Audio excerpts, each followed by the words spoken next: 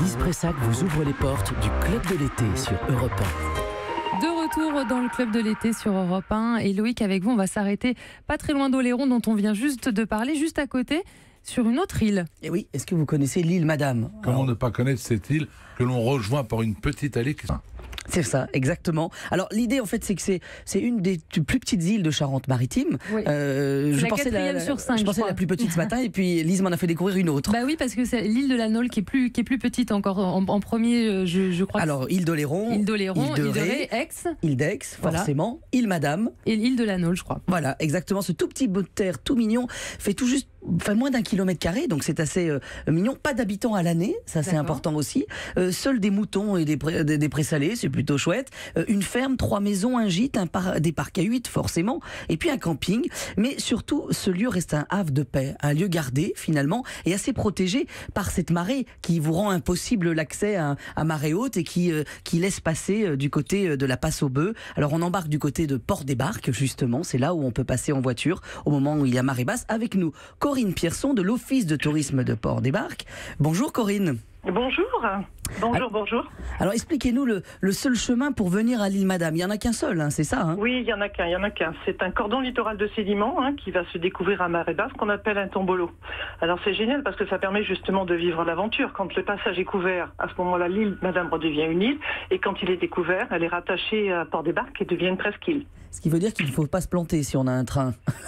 Non. Alors c'est aussi un petit peu cocasse pour les ports-barqués. Il arrive quelquefois des petites choses où les touristes confondent un peu les heures d'ouverture et d'accès avec les heures de fermeture. Mais on arrive toujours à trouver une solution. Oui, parce que tous les GPS n'ont pas la marée incluse dedans. Donc voilà.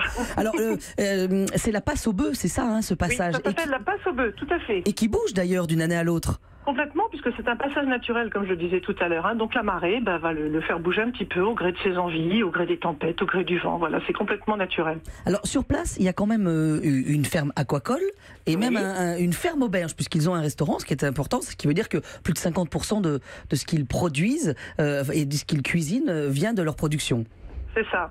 Alors c'est totalement intégré dans le paysage de l'île Madame, tout ce qui est produit sur place et requalifié après au niveau de la ferme auberge. Et puis toutes les personnes qui s'assoient justement autour de ces tables ou qui profitent d'un goûter vont pouvoir justement bénéficier de tout ce bonheur et en goûtant les crevettes impériales, les palourdes, tout ce qui est fait au niveau de la ferme aquacole. Oui, vous pourriez être autonome en fait finalement, parce que j'ai compté, il y a sel, alors on produit du sel, élevage de crevettes impériales, palourdes, huîtres, culture bio de pois chiches, salicorne, épinards marins. Bref, en fait, vous pourriez être autonome sur l'île Madame. Oui, il va peut-être juste manquer du beurre. Oui, c'est ça. Oui, quand même, ça peut manquer. Justement, expliquez-nous, c'est une île qui a une histoire aussi chargée quand même, non? Oui. Elle raconte plein d'histoires, cette île, de toute façon. Pour moi, c'est une vraie thérapie. On est à quelques encablures, justement, de Rochefort, qui était urbain. Quand on arrive sur l'île Madame, c'est complètement différent.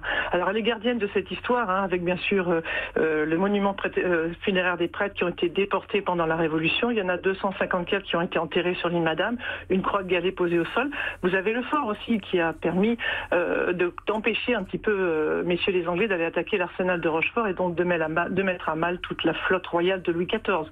Donc voilà, l'histoire, elle est toujours gardienne de cette histoire du passé et elle nous offre bien sûr les histoires du présent, avec l'intervention de l'écomusée qui nous fait visiter par visite guidée le tour du fort et des casemates. On a un pèlerinage qui a lieu tous les ans au niveau de la croix des galets.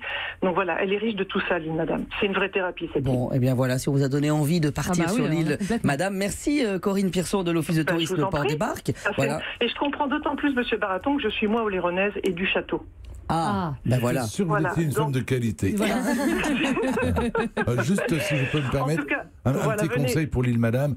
Il faut y aller le soir à la tombée de la nuit. Les couleurs de l'Atlantique deviennent sublimes. La côte s'illumine de 1001 lumières. C'est absolument féerique d'y aller le soir. Alors si je peux me permettre, c'est à n'importe quel moment de l'année et de la journée, les tempêtes sont magnifiques, les coulées de soleil sont étonnants. Je veux dire, ça c'est l'Office de tourisme qui parle. On fait que boire le bonheur sur cette île, il n'y a pas d'autre mot.